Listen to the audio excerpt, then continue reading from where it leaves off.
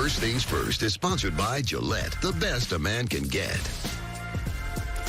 Hi, everyone. Good morning and welcome to First Things First. I'm Jenna Wolf. That right there is the Hall of Famer Chris Carter. This is Nick Wright. We have a great Tuesday show for you today. You guys good? I forgot to ask. I have a little coffee everywhere. It's all over my pen. We had a little accident before the show started. That's the best way to... Right there, buddy. Tighten up my little tie, little buddy. Good morning, Chris Carter. How are you doing? Cigarette guy, let's go. Cigarette guy. Let's go. I'm ready. Oh, there's coffee everywhere. Okay. Antonio Brown's helmet gate has reached a conclusion. It turns out that guy, CC, was right. We'll explain.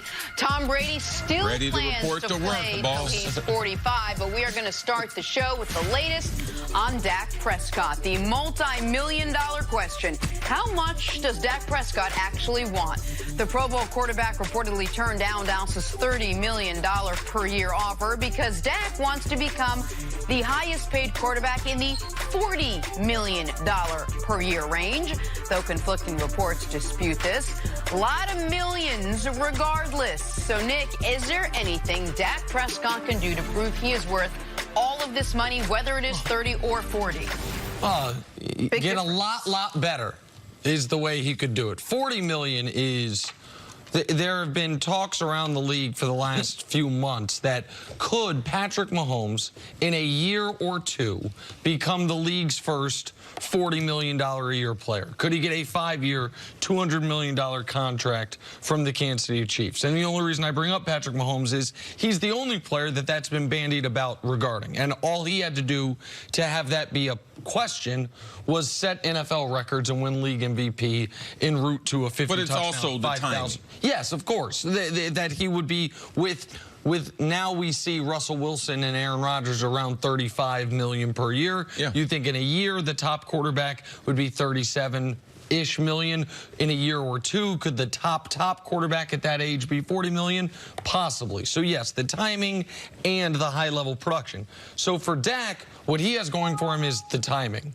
He does not yet have going for him anywhere near the high-level production. So how could he be worth $30 million per year, which is reportedly now by multiple people being reported he turned down?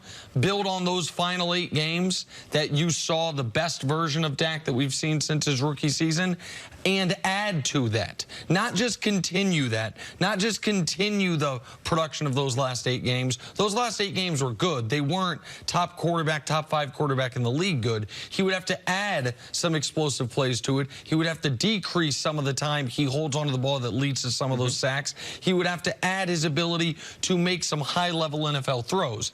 In short, he would have to improve drastically to, in my mind, be worth north of 30 and have to improve an absolutely unrealistic amount to be worth anywhere near 40 when Aaron Rodgers, Russell Wilson, and the best in the league are in the mid-30s. But we should expect the same jump in the quarterback salaries that we've seen over the last 2 years. Salary cap will continue to go up.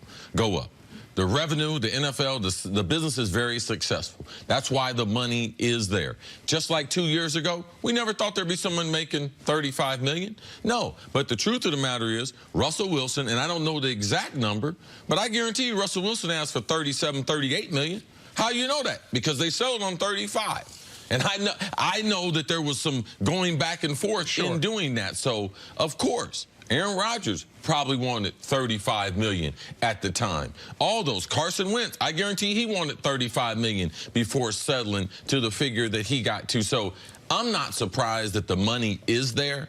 And if you don't like the quarterbacks, and we're in an era where there's so many guys that can throw, there's so many guys that can put up 4,000-yard seasons, besides winning, that's the really only indicator for Dak as far as is he worth the money. In 3 seasons, only one quarterback has more wins than him in the regular season. That's Tom Brady. He's got 32. So that, to me, would justify wanting the $30 million salary. Right now, I don't like to say that people are overpaid, but if there was someone in the NFL that deserved $40 million, it would be Tom Brady. He would be the only one. But you're going to see in the next 24 months, there's going to be a quarterback that's going to get $40 million because the money is there. It's going to be a bargain to have a guy at $30 million. So that's interesting. So, yes, he has the second most wins behind Tom Brady, but would you put Dak Prescott in the same category as Russell Wilson, as Aaron Rodgers, maybe even as Carson Wentz as far as talented quarterbacks?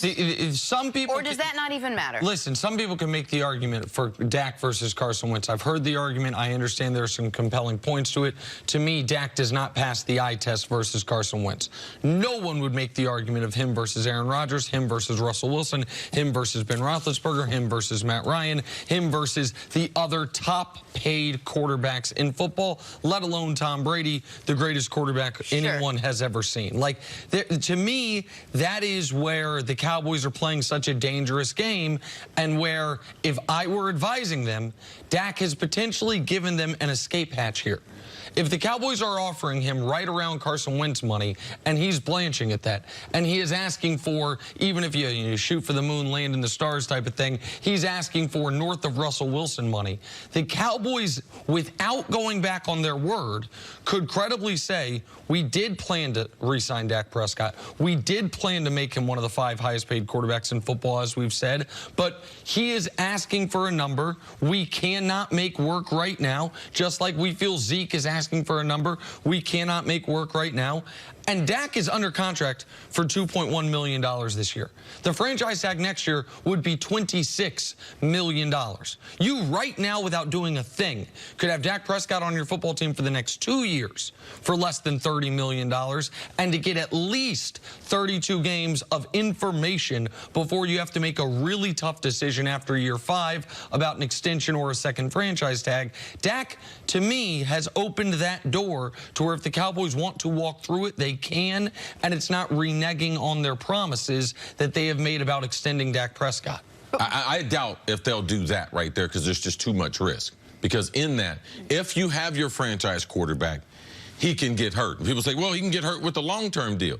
Yeah, but then you're out searching for another quarterback. I just believe that Dak's going to get the deal signed before the season. Those last 2 weeks of the preseason is typically when these deals come. I know that we're getting rumors that, oh, man, he wants $40 million. I'm sure there's a deal out there to be made, all right? I'm sure that they're going to make that deal before the season starts, Jenna. No, I was curious how ugly this could get. It seems like it got ugly with Ezekiel Elliott. I wonder if it can get ugly with Dak Prescott as well, none of which the Cowboys factored in at the beginning of the offseason. I would say this. Dak's already there, and so he's not going to now leave. So it's not going to get ugly to that extent. There's only one quarterback negotiation that I can remember in the last decade or so, if we remove whatever's going on with Tom Brady in New England, that I would say got ugly, and that was Kirk Cousins in Washington. But that team didn't want him. They made that very clear. Like, they kept looking for reasons to move on from him. So I wouldn't expect this to get ugly unless the Cowboys took the route that I actually think they should take, which is let Dak play out this season. I don't think the Redskins didn't want Kirk Cousins. They just weren't ready to commit to him long term. Sure. Because you don't put the franchise tag with the types of dollars that they put in his pocket for 2 years unless you want a guy. Right now, we just can't commit the dollars long term. But in that 2-year window, he made a bunch of money. He made a bunch of money. All right. Well, the Raiders committed some dollars long term to Antonio Brown. Did they make a mistake doing that? We'll let you know why. We're asking next on FS1. You can always check us out on the Fox Sports channel on SiriusXM. We're back right after this.